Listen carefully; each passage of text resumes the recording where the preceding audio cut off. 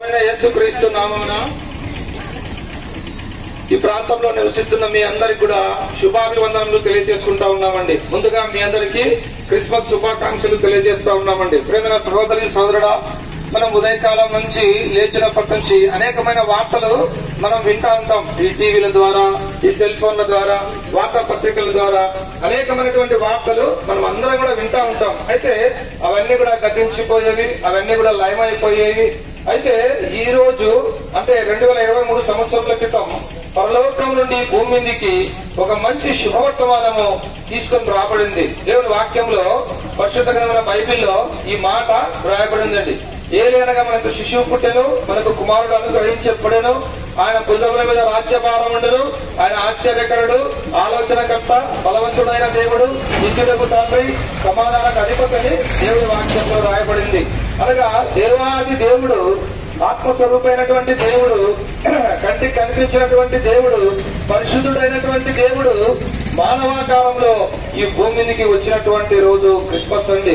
ప్రేమైన సహోదరి సోదరుడా, ఆ దేవాది దేవుడు ఆ పరలోకమును వదిలి నరుడుగా నీ కొరకు, నా కొరకు, సమస్త మానవాళి కొరకు, అనగా జాతి మత కుల భేదం లేకుండా ప్రపంచంలో జన్మించిన ప్రతి మానవుని కొరకు యేసుక్రీస్తు ప్రభువు ఈ లోకానికి రక్షకుడుగా అరుదించినాడండి. ప్రపంచానికి మధ్యస్థానంలో యెరూషలేము పట్టణంలో బెత్లెహేము అనే చిన్న నగరంలో యేసు ప్రభుగా ఆయన భూమి మీదకి అవతరించినాడండి. యేసు అంటే రక్షకుడండి.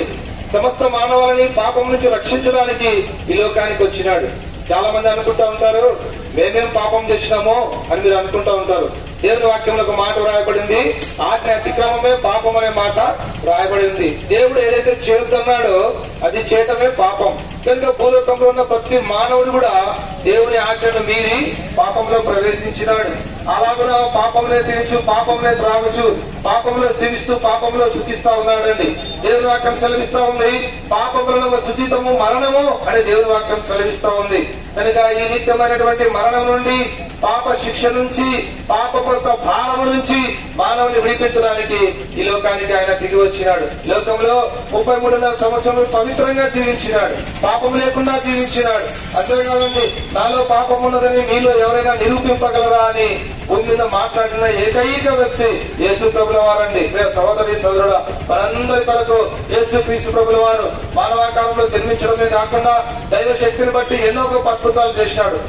మూగవారికి మాటలు ఇచ్చినాడు, గుడ్డి వారికి చూపించినాడు, చనిపోయిన మానవుని కూడా తిరిగి లేపగలిగినాడు. అయితే పాపి అయిన మానవుని కొరకు యేసు క్రీస్తు ప్రభు శిలువలో బాధలు పొందినాడు. అమ్మాయ, ఒక దొంగ, ఒక దేశద్రోహి పొందవలసిన శిక్ష ఏ పాపం మెరుగని యేసు ప్రభు మనందరి కొరకు శిలువలో భరించినాడు. ఆయన 3 వేదుల మధ్య వేలాడినాడు, ఆకాశం భూమికి మధ్య శిలువలో వేలాడినాడు. మనందరి పాపముల కొరకు యేసు ప్రభు శిలువలో మరణించినాడు. సమాధి చేయబడి 3వ దినాన మరణము జయించి తిరిగి లేచినాడు, ఆ పరలోకానికి ఆరోహణుడైనాడు. ఈ మాటలు వింటున్న సహోదరి సోదరుడా, నీ జీవితంలో కూడా ఎంతకాలం నువ్వు పాపంలో జీవిస్తావు, ఎంతకాలం పాపంలో నువ్వు మరణిస్తావు. దేవుడి వాక్యం నీ దగ్గరికి వస్తా ఉండగా పాపం నుంచి నువ్వు విడుదల పొందాలని ప్రభువైన యేసుక్రీస్తు వారు కోరుతా ఉన్నారు. ఈ పాపం పోవాలంటే నువ్వు ఎక్కడికి వెళ్లాల్సిన అవసరం లేదు. నువ్వు చేయాల్సిందల్లా ఒక్కటే, నువ్వు ఎక్కడున్నావు అక్కడే. యేసు ప్రభువా, నువ్వు దేవుడు అని నమ్ముతున్నా, నా కొరకు ఈ లోకానికి వచ్చినావు, శిలువలో రక్తం చిందించి మరణించి 3వ దినాన తిరిగి లేచినావు, నేను విశ్వసిస్తున్నాను అని ఒక చిన్న ప్రార్థన నీ హృదయంలో చేసుకుంటే చాలు. యేసు రక్తం ప్రతి పాపం నుంచి నిన్ను కడిగి పవిత్రులుగా చేస్తుంది. అమ్మాయ, నీ జీవితం మారిపోతుంది. నీ జీవితంలో ఉన్న పాత అలవాట్లన్నీ కూడా వెళ్లిపోతాయి. నూతన వ్యక్తిగా తీర్చబడతావు. ఒక గొప్ప సంతోషం, గొప్ప ఆనందం నీ జీవితంలో నువ్వు చూడగలవు. సోదరి సోదరుడా, 2023 సంవత్సరం క్రితం పరలోకం నుండి వచ్చినటువంటి ఈ వార్త ఈ యొక్క సంవత్సరం చివరి మాసంలో మీ మధ్యకు దేవుడు వినిపిస్తా ఉన్నాడు. కనుక యేసు ప్రభునందు విశ్వాసం ఉంచండి. కాలం సంపూర్ణమైంది, దేవుని రాజ్యము సమీపించింది, మారు మనసు పొంది రక్షణ సువార్తను నమ్మండి. యేసునందు విశ్వాసం ఉంచండి, అప్పుడు మీరు మీ ఇంటి వారిను గొప్ప ఆత్మరక్షణ, పాప క్షమాపణ, పరలోక రాజ్యం మీరు పొందగలరు. మా సోదరుల మీద చిన్న చిన్న కరపత్రాలు, పుస్తకాలు తీసుకుని వస్తున్నారు. అవి పరిశుద్ధమైన బైబిల్ నుంచి ముద్రించబడి ఉన్నాయి. వాటిని తీసుకురండి, చదవండి, సత్యాన్ని గ్రహించండి. ఈ నెల 24, 25వ తేదీలో ప్రొద్దుటూరు, గాంధీ రోడ్డు, విజయనగరం వీధిలో బేతనీయ ప్రార్థనా మందిరంలో ప్రత్యేకమైనటువంటి కూడికలు జరుగుతున్నాయి.